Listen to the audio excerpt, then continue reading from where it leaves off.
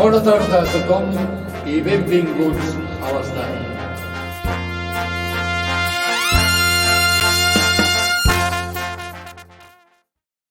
Hola a todas y todos, bienvenidos a un nuevo vídeo del YouTube del Estadio Johan. Como ya veis, soy Edu Bada y como veis en el título vamos a hablar de Vitor Roque, que es el nombre del momento, y para hacerlo pues lo hacemos con Joaquín Piera, periodista del Sport en Brasil desde, bueno, ahora hará casi 20 años, ¿no? En 3 días ya hace 20 años que estás por allí. Joaquín, ¿cómo están?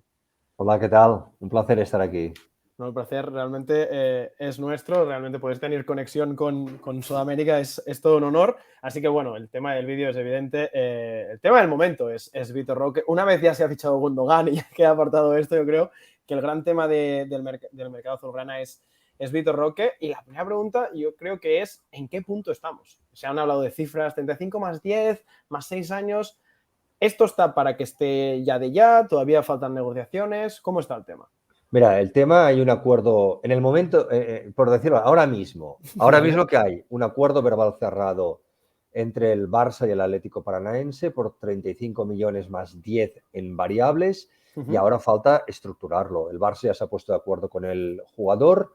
En principio, si hay margen en la primera plantilla y el fair play lo permite, la idea que el club siempre ha trabajado es de incorporar a Vitor Roque este verano para que llegue a Barcelona y que en esta primera temporada aprenda de Lewandowski, que sea claramente el sustituto, el relevo, el suplente de Lewandowski. Tiene solo 18 años, que haga una primera temporada de adaptación con uno de los mejores nueves del fútbol europeo en la última década, y que después, a partir del 2024, el jugador pueda explotar. Pero el Barça ya trabaja para incorporar al jugador ahora. Si no hay margen de fair play financiero en la masa salarial, pues Vitor Roque en principio se quedaría aquí en el Atlético Paranaense.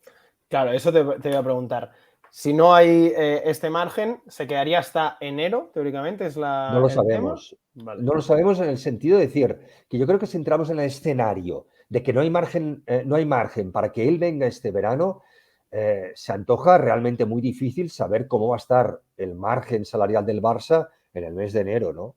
Entonces, Claro. El Barça trabaja esto para incorporarlo ahora. Si no es ahora, es atar al jugador, obviamente, jugador, y que él acabe aterrizando en Barcelona o en el mes de enero o la temporada que viene. Pero el Barça no quiere dejar pasar la oportunidad de tener a Vitor Roque, y Vitor Roque está muchísimo por la labor de jugar en el Barça. Claro, esto seguramente sea lo más importante. O sea, que resumiendo el tema es que él quiere venir, la cuestión es si ahora, en 6 meses o dentro de un año, pero si todo va bien, tendría que terminar así. Claro, la opción de que viniera con ficha del filial, ¿se ha planteado? ¿No? Es un tema que está por allí, porque claro, sí. Buena pregunta. Yo no tengo constancia de esto. Vale. La constancia que yo tengo es que las negociaciones entre clubes y entre el agente de Vitor Roque, que es André Curi, que fue durante 10 años ejecutivo del Barça aquí en Sudamérica, se trabaja para incorporar al jugador por la vía estándar. Traspaso, vale. y se incorpora con ficha de primer equipo para entrenar bajo las órdenes de Xavi Hernández. Vale, entonces, la siguiente pregunta sería, ahora sí, entramos ya más en materia, ¿qué tipo de jugador es Vitor Roque? ¿No? Lleva, si no me equivoco, 6 goles, 2 asistencias en la competición de ahora, en el Brasileirao, lleva 3 partidos seguidos marcando. Cuando la gente quiera pensar, vale, para explicar solo a alguien, ¿qué tipo de futbolista es Vitor Roque? Bueno, pues la solución la dio la propia Secretaría Técnica del Barça, que lo ven como el Luis Suárez brasileño. Ojo, es un 9. Y creo que es muy bueno y acertado lo del Luis Suárez brasileño, porque cuando la gente piensa en un 9 brasileño, ¿en qué piensa? En Romario, en Ronaldo. No, Vitor Roque es otro tipo de jugador. Es un jugador de muchísima garra, es un jugador obviamente con mucho talento, gran rematador, con las 2 piernas. Él es diestro, pero remata con las 2 piernas y va muy bien de cabeza, aunque él no es muy, muy alto, no llega al 1,80 m. Es un 9 que se asocia bien, que interpreta bien las jugadas de contragolpe, que puede jugar de pívot. Esto puede sonar a ciencia ficción en el Barça, pero yo creo que es bueno porque significa que es un 9 que va a dar juego a los interiores, y a los jugadores de segunda línea que se van incorporando. Interesante. Y que sobre todo que tiene un grandísimo potencial. Es muy joven, solo tiene 18 años. El año pasado con 17 marcó las diferencias en la Copa Libertadores. Fue el rookie de la competición. Llegó a la final, la perdió el Atlético Paranaense contra el Super Flamengo, pero es que él marca el gol contra Estudiantes en los cuartos de final en Argentina que da la clasificación al Furacán. Da 2 asistencias en los 2 partidos de semifinal del Atlético Paranaense contra Palmeiras, que el Palmeiras es el grandísimo favorito y que llevaba dos Libertadores consecutivas, y hace una final, pero el Furacán no puede con el Flamengo. O sea, con 17 años ya ha marcado las diferencias de las Libertadores. El hecho de que él sea un jugador que cree mucho en sus propias posibilidades se nota mucho en la forma de jugar. No hay balón perdido, es el primero que va en la presión, es un jugador que es voraz y que tiene hambre en cada jugada. Y esto le permitirá, yo creo, cuando aterrice en Barcelona, crecer en cada entrenamiento y en cada partido. Es un jugador que yo creo que va a tener una evolución, no sabemos hasta qué nivel va a llegar y en qué rapidez, pero es el típico jugador que tú lo ves jugando, por ejemplo, ahora y lo ves jugando hace un mes y medio y ahora es mejor jugador. Claro. Pero es que hace un mes y medio era mejor jugador que hace un mes y medio. ¿Por qué? Porque es lo que ocurre con estos jugadores tan jóvenes, ¿no? Claro. Para mí es un acierto que el Barça se fije en él. No, y más como planteas. De hecho, para hacer como una aclaración a la gente, hemos hablado mucho de Libertadores porque yo creo que es el termómetro, ¿no? Porque si hablamos de la competición local, quizás hay menos nivel, pero que haya hecho todo esto en Libertadores, creo que otros grandes nombres como son Neymar en su momento también despuntaron en Libertadores. O sea que creo que es importante remarcar que hacerlo, que bueno, tú que has comentado que ha hecho en la competición internacional, pues yo creo que es que marca un poco la diferencia del nivel de él y lo que decíamos quizás no fuera de cámara, que quizás el nivel de la liga brasileña le queda un poco corto. Mira, aquí hay 2 aspectos. Primero, la Libertadores es la competición más difícil. A veces en el campeonato brasileño hay mucho más nivel técnico y los partidos son mejores que en la Libertadores, pero en la Libertadores la competitividad es máxima. Y por tanto, esto lo miran mucho los scoutings de los clubes europeos. Máxima competitividad, ¿cómo reacciona? Pues Vitor Roque reacciona marcando diferencias. Claro. Segundo aspecto muy a tener en cuenta en Vitor Roque. El Atlético Paranaense llega al final de la Libertadores la temporada pasada, había ganado la temporada anterior la Copa Sudamericana, pero no es un equipo top de Brasil. Los equipos top en Brasil ahora son 2, el Palmeiras y el Flamengo, perdón, que se han repartido las 4 últimas Libertadores, 2 para cada uno, y por plantilla, aunque no está en un buen momento, vendría el Atlético Mineiro. ¿Esto qué significa? Que para Vitor Roque marcar un gol es mucho más complicado marcar un gol en el Atlético Paranaense que marcar un gol, por ejemplo, a Hendrik, que lo tiene cerrado el Madrid por 35 millones, en el Palmeiras. Claro. Por tanto, todavía tiene más mérito. Yo creo que los scoutings del Barça y la Secretaría Técnica también lo han tenido en cuenta. Es decir, bueno, mira cómo está jugando el chaval en un club que no juega redondo, por decir que la pelota a veces no le llega redonda. Joder, vaya nivelazo que tiene él, pues imagínate en un club del potencial técnico que tiene el Barcelona, en el cual su personalidad le va a ayudar, pero esto quiere decir que su forma de jugar va a también mejorar potencialmente por quien lo rodea.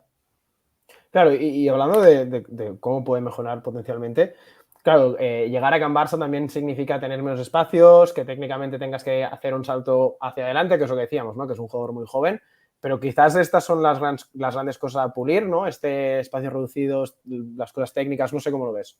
Yo lo que te diría es que Vitor Roque juega muchas veces aislado en ataque. A veces el Atlético Paranaense juega con 2 nueves. Ha jugado Pablo y él hace como de segunda punta. Él está acostumbrado a jugar con 2 puntas. Esto es bueno porque si tú piensas en un escenario del Barça, en partidos en que el marcador se queda atascado, quiere decir que él sabe jugar con otro 9, puede jugar con Lewandowski y sabe encontrar sus espacios dentro del área.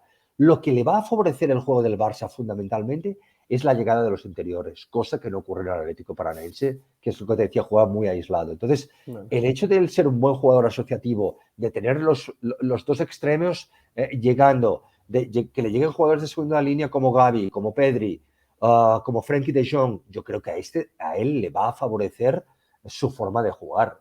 Por tanto, potencialmente es un jugador que yo creo que la presión la va a lidiar muy bien, que es un jugador que tiende a mejorar mucho en el Barça. Pero sobre todo, remarcamos esto, tiene 18 años y Claro. que el primer año es de transición. Sí, no, que es muy joven. No le vamos a pedir, creo yo, ni de cantidad de goles, ni que marque las diferencias. Viene a aprender clarísimamente en el primer año. No, yo creo que en ese sentido, una cosa que yo creo que ha hecho muy bien el Real Madrid en eso es que a Vinicius se le dio ese tiempo para llegar a ser el futbolista que a día de hoy es. Y a Rodrigo. Y a Rodrigo también. Entonces, que creo que sí, que el ejemplo debe ser ese en el sentido de dejar crecer al jugador y que llegue a ser quien tenga que ser. Dicho esto, que voy un poco a los prejuicios, claro, cuando miras el historial de los brasileños que han llegado a Can Barça, más allá de Ney, te tienes que remontar a Ronaldinho. O sea, de los últimos que han ido llegando, las cosas no han salido demasiado bien. Entonces, ¿qué le dices a esta gente que pueda pensar, ostras, ya nos la han vuelto a colar? O sea, no sé. Yo creo que tener prejuicios con los jugadores brasileños, creo que Barcelona debe ser el único lugar del mundo que piensa en esto. Entonces, es decir, el hecho de ser brasileño, yo creo que le favorece porque nace en un país como cuando es uruguayo o argentino, en que la cultura del fútbol está muy arraigada, con unos valores que a veces son diferentes. Otro tema es que igual la gente en Barcelona tiene que empezar a entender que los fuera de clases, los super cracks, los super supers que el Barça ha disfrutado, son una forma de jugar, pero después hay el jugador medio brasileño, ¿no? Y en realidad Vitor Roque no viene para ser el super crack del Barça, viene para ser un buen jugador y veremos qué nivel va a alcanzar. Entonces, yo creo que no podemos empezar a ponerle ni etiquetas, ni decir que al ser brasileño jugará de esta manera, porque es lo que te decía, su voracidad hace que él juegue de una forma que es brasileña también, pero que igual la gente en Barcelona no lo tiene asociado con los brasileños. Claro. No, por eso quería remarcarlo, porque realmente al final nos llega como nos llega la información. Al final la gente, no sé cuánta gente se mira los partidos, cuánta gente solo ve highlights, y yo creo que si podemos ayudar un poco a dar más información, pues aquí estamos. Dicho esto, uno de los nombres que ha sonado en esta negociación ha sido el de Deco, que se ha dicho, ¿no? Que, o al menos desde aquí se ha dicho que ha sido la gran persona que ha hecho que todo esto encajara. ¿Qué figura o qué importancia tiene la figura de Deco en todo esto? Mira, el fichaje de Vitor Roque, si funciona bien, va a tener muchos padres y madres, ¿eh?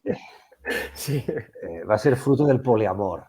Si funciona mal, veremos lo que va a ocurrir. Pero la realidad, ¿cuál es? Es un fichaje de club que nace hace 1 año y medio del departamento de scouting del Barça, que dirige el portugués Paulo Araújo. Lo detecta jugando en la Copa Sao Paulo de Juniores, la famosa Copiña, en enero del 22, la misma edición en la cual explota Hendrik, y él jugaba en el Cruzeiro, y a partir de allí el departamento de scouting del Barça empieza a fijarse en el jugador. A partir de aquí, con Jordi Cruyff en la Secretaría Técnica, la operación iba hacia adelante. Salió Jordi Cruyff y Deco la ha acelerado porque también lo hubiera acelerado Jordi Cruyff si se hubiera mantenido, porque el Barça ya lo quería este verano. También tenemos que pensar otro tema. Deco, antes de incorporarse como futuro director de fútbol del Barça, era asesor externo de Joan Laporta. ¿Esto qué significa? Que él asesoraba al presidente en temas futbolísticos, principalmente del mercado brasileño y portugués. ¿Y Deco qué hizo? Entró en contacto con Luis Felipe Scolari, que era el director técnico actualmente, actualmente no, porque lo dejó ahora, pero era el director técnico en este 2023 del Atlético Paranaense y era su entrenador en 2022. Scolari fue entrenador de Deco en la selección portuguesa y en el Chelsea. Y Deco lo llama y le dice, oye, al Barça le gusta Vitor Roque, ¿qué me dices? Quiero información de cómo es el jugador dentro del vestuario, qué entorno familiar tiene, cómo se comporta, cómo cómo Filipón lo veía. Y a Ujú. partir de esto, esta información de Deco la pasa al presidente y también la pasa al club.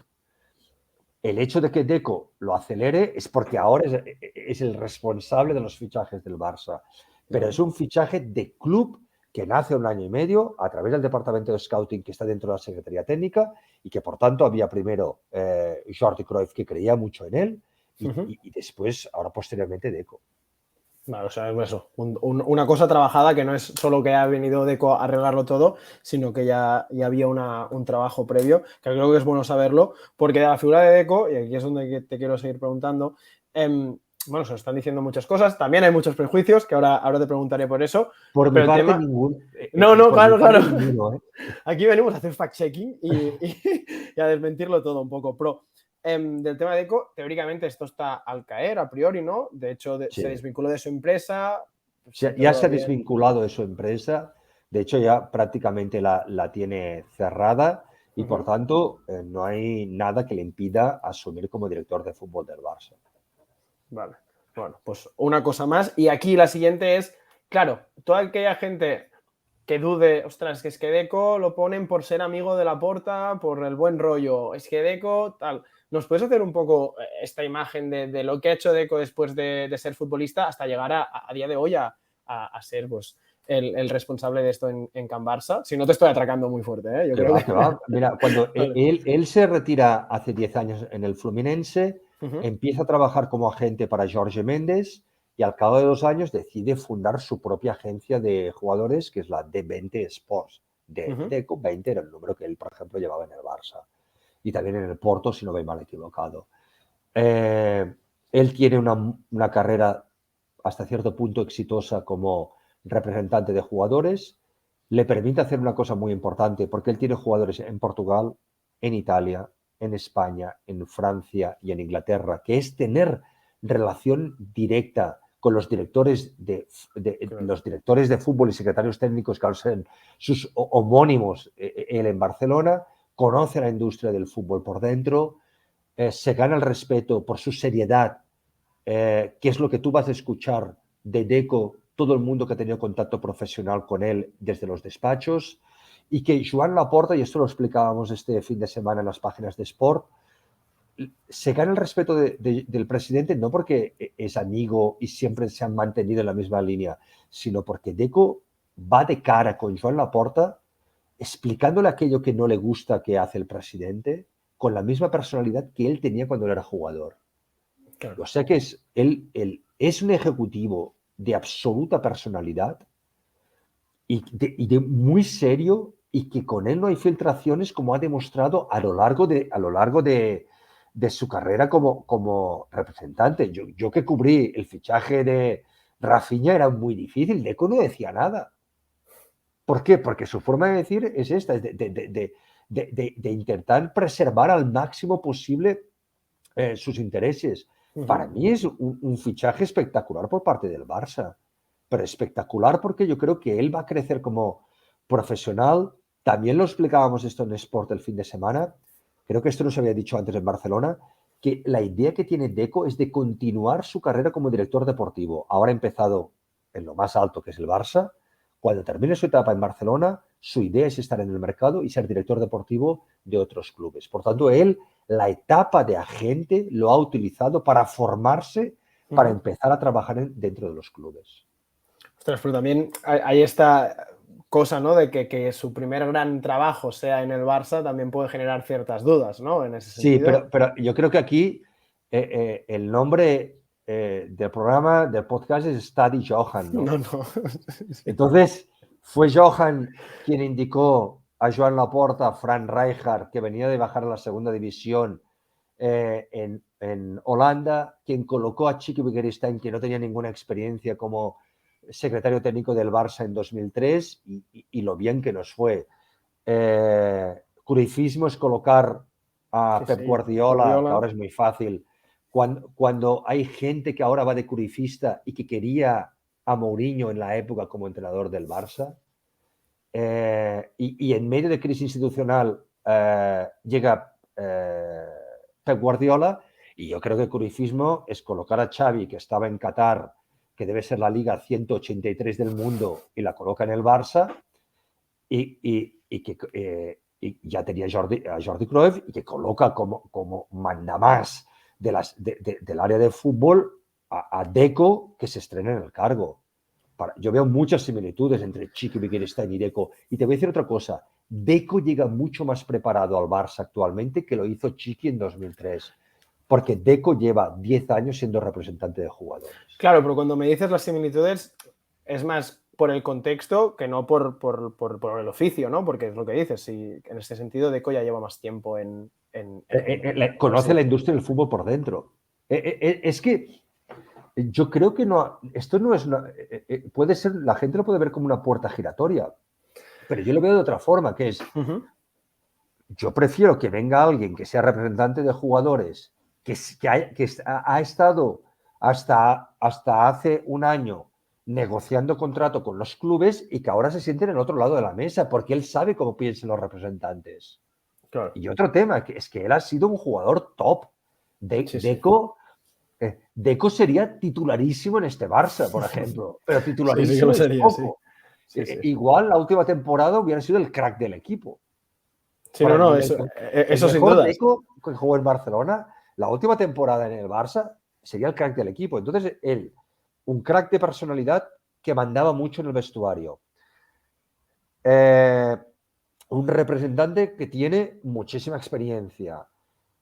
Y ahora llega para ser director deportivo con el aval del presidente, que creo que es importantísimo, porque yo creo que ahora el club está perfectamente alineado de arriba abajo. De arriba abajo es con jerarquía, que es Joan Laporta en la presidencia, hay el vicepresidente deportivo, Rafael Juste, Deco toma el cargo de las decisiones técnicas en el área deportiva, porque Mateu Alemany va a ser el que va a ejecutar los contratos finales y es el especialista en fair play, pero quien va a mandar es Deco, y perfectamente alineado con Xavi, que habían compartido juntos en el Barça, que tiene un buen feeling. Yo creo que la estructura del Barça interna hoy es mucho más fuerte de lo que lo era con Jordi Cruyff hace pocos meses. Claro, pero entiendo entonces que es clave, más allá de la experiencia, la relación intrapersonal personal entre Xavi y Joan Laporta, y no como puerta giratoria, sino el hecho de la confianza entre unos y otros. Creo que, pues lo que dices es determinante también para llevar a cabo un fichaje así. Y después hay obviamente, y después hay otro tema que es determinante, que es Deco, desde mi punto de vista, tiene un muy buen diagnóstico de la situación actual del Barça. ¿Así? ¿Por qué? Por ejemplo, líneas maestras que él tiene. Uno, aprovechar todos los futbolistas que están en la primera plantilla ahora que hay la regla del 40%. O sea, tú vas a vender 100 millones, solo 40% lo puedes invertir en fichajes. Por tanto, ¿cómo vamos a cambiar un jugador de 30 millones como Kessie por uno de 15? No se puede ser, pero estamos perdiendo. Entonces, es decir, vamos a valorar los jugadores que están en la plantilla. Dos, los cedidos. Oye, que el Barça tiene cedidos muy, muy interesantes. Abde, Nico y tal. Oye, vamos a aprovechar los cedidos. Y después vamos a ir al mercado a fichar los jugadores que no tengamos, pero a un precio de low cost, para poder equilibrar, financieramente la plantilla, y que el año que viene haya la regla de uno por uno, y entonces ir al mercado a poder hacer 2, 3 fichajes top. Y después otro tema que yo creo que también es importante, que Deco piensa así, y creo que todo el barcelonismo lo piensa, que los jugadores jóvenes el año que viene van a jugar mejor. No, eso esperamos, ¿no? Araujo, Valde, Pedri, tal, van a jugar mejor. Entonces, el Barça, en ese sentido, ya tiene una plantilla que tiende a jugar mejor. Como también él cree que los jugadores que van a cumplir su segunda temporada en el Barça, Rafinha, el propio Lewandowski, Koundé, Christensen, van a mejorar su rendimiento. Por tanto, la plantilla que tiene actualmente el Barça ya va a mejorar su rendimiento con relación a la última temporada. No. O sea, sí. No. O sea, realmente yo no tenía dudas en ese sentido de, al final, la idea, ¿no?, de la inexperiencia, pues sí que es cierto que lo que dices me parece muy interesante, que él conoce el mercado desde el otro lado, pues lo conoce bien, porque ha estado como agente todo este tiempo y quieras o no, pues conoces la relación con los clubes, y por eso mismo te quiero preguntar él ha pasado de ser agente a ser director deportivo. Uno de sus jugadores, hemos hablado de él, era Rafinha. Claro, ahora que decíamos todo de las ventas y tal, ¿cómo se podría gestionar cómo podría gestionar Deco esa posible salida de Rafinha? Porque es uno de los jugadores del Barça que seguramente tiene más cartel. Claro, ese cambio de escenario no debe ser fácil. O yo te lo diría al revés, es muy fácil. Bueno. Porque antes era tu representante y ahora es el director de fútbol del club donde están. Yo creo que si Rafinha tiene que ser vendido, hipotéticamente va a ser vendido. Y si se tiene que quedar, va a quedarse. Y en este sentido creo que Deco lo va a tener muy claro y va a mirar en primer lugar los intereses del Barça. Entonces, yo aquí de verdad que no veo incompatibilidad. Otro tema es los debates in situ en Barcelona, en Cataluña. Yo estoy en Sao Paulo y me lo miro desde una cierta distancia y esto hace que a veces tenga como una visión muy pragmática de lo que es el Barça, ¿no? Claro. Entonces, para mí las cosas a veces son mucho más sencillas de lo que parecen. Y una cosa que sí que he aprendido a lo largo de mi carrera como periodista es que el sentido común es el que a veces es el que acaba imperando o con el sentido común se toman buenas decisiones. Yo estoy, independientemente del resultado que tenga el Barça la próxima temporada, yo tengo mucha confianza en lo que se va a hacer en los despachos en este verano. Y otro tema, y esto es una cuestión, no es una cuestión de que si Deco, yo personalmente desde Sao Paulo creo que el Barça no va a cometer errores como el de Ferran Torres, que se fichó por encima de precio de mercado y que ahora mismo es una hipoteca para el club. Es verdad que había Joan Laporta como presidente, pero aquí hubo un fallo muy grande de la Secretaría Técnica o del cuerpo técnico y alguien tiene que tomar la responsabilidad. Este tipo de fichajes acabaron.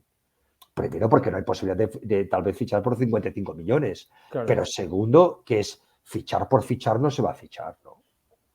Claro, pero estratégicamente entonces se abre el Barça ya está en esa ventana de intentar sacar fichajes gratis, que sí, Gundogan, Christensen son muchos de ellos, Marcos Alonso mismo. Claro, entiendo que el Barça debe ahora reforzar y continuar en esa línea con Deco, ¿no? De encontrar esos jugadores low cost, pero de muy buen talento o de muy gran talento. Solo si Deco cree que mejoran la plantilla actual. Hay una expresión en portugués que dice cambiar 6 por media docena, trocar 6 por media dúzia. Deco no va a hacer esto. Si él encuentra un jugador en el mercado que termina contrato que es low cost, pero según su punto de vista ofrece las mismas prestaciones o prestaciones parecidas que alguien que está en la plantilla, no lo va a cambiar. Esto es lo que Deco piensa. Y yo creo que cuando un jugador, este mensaje llegue al vestuario, porque ahora están de vacaciones, creo que el propio jugador va a mejorar su rendimiento. Es que yo creo que, no sé, si pensamos individualmente, todos los jugadores del Barça pueden mejorar su rendimiento la próxima temporada. Nadie ha tocado su techo. Incluso Lewandowski, porque no es una cuestión de edad, es una cuestión de adaptación. O sea, Lewandowski pudiendo descansar ahora, si es que finalmente llega Víctor Roque, y pudiendo disfrutar de más minutos de calidad y no de muchos minutos obligatoriamente, tiende a mejorar el rendimiento.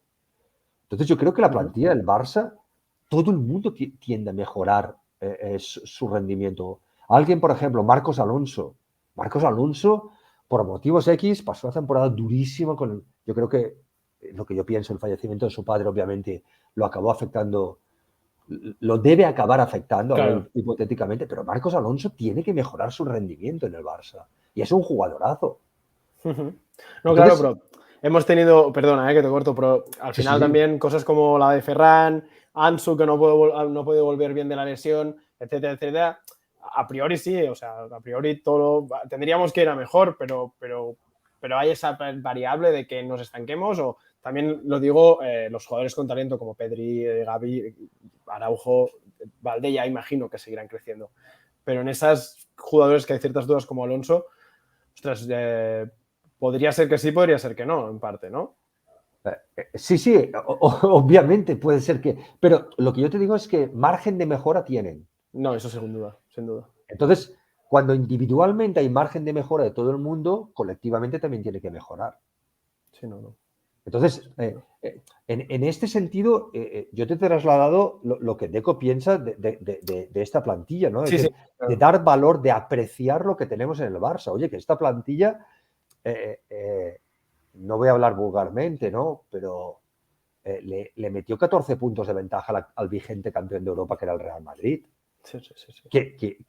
Que esta plantilla que ganó la Liga en el mes de febrero. Que miramos las diferencias del mes de febrero, que el Barça ya estaba eliminado de la Champions y no sé si ya estaba de la Europa League contra el Manchester United. Y la diferencia que había en Liga, oye, que somos campeones con 14 puntos de ventaja. O sea que, sí.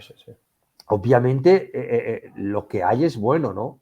Entonces, creo que es una forma de verlo que igual que el club no tenía, que es de valorar los activos que tú tienes dentro, deportivos, ¿no?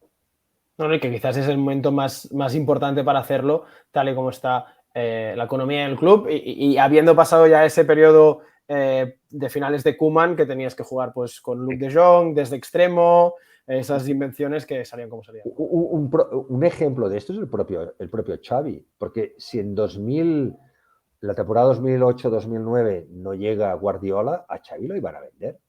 Claro. Entonces llega Guardiola y le saca máximo rendimiento de Xavi. La gente que nos está viendo dirá, ya, pero es muy fácil sacar rendimiento de Xavi. No, es que yo, por ejemplo, pienso en Rafinha. Rafinha tiene que dar mucho más de lo que ha dado esta temporada. Porque Rafinha ha repetido una cosa muy importante en sus entrevistas, principalmente en la prensa brasileña, que es la adaptación. Y en la época de los podcasts, de Twitter, del online, la gente olvida que el fútbol tiene unos ritmos naturales y que Rafinha venía del Leeds United y que vino al Barça y que necesita un año de adaptación y que ahora ya lo ha cumplido. Por tanto, si finalmente se queda, obviamente tiene que mejorar su rendimiento. Porque el rendimiento de Rafinha en la segunda temporada, si juega igual que la primera, va a ser insuficiente. Ahora tiene que jugar muchísimo mejor, ¿no? Sí, y aún así, aquí somos, la gente del estadio lo sabe, yo soy bastante rafiñista y se ha puesto una marca muy alta que es dobles dígitos. O sea, hizo, si no me equivoco, 11 goles, 10 asistencias esta temporada. Sí. Algo así, lo han hecho muy pocos jugadores en su primera temporada. O sea que realmente, si Rafinha tiene que mejorar, espero que sea en lo futbolístico, pero en lo resultadista ya ha hecho una temporada que con los números en la mano, pues es bastante buena. Yo creo que hay algo que no hemos hablado hasta ahora, que es que creo que Deco va a imprimir desde arriba espíritu competitivo. Creo que tenemos un presidente en el club, que es Joan Laporta, que es muy competitivo. Sí, lo es. Y creo que había como un gap de competitividad entre la presidencia y el vestuario. Porque creo que Jordi Cruyff tiene otro perfil de profesional. Creo que Deco va a imprimir competitividad al club. Porque él es una persona extremadamente competitiva. Y yo creo que en este escenario el tema de dar valor a los jugadores es una forma de él ver de mejorar la competitividad.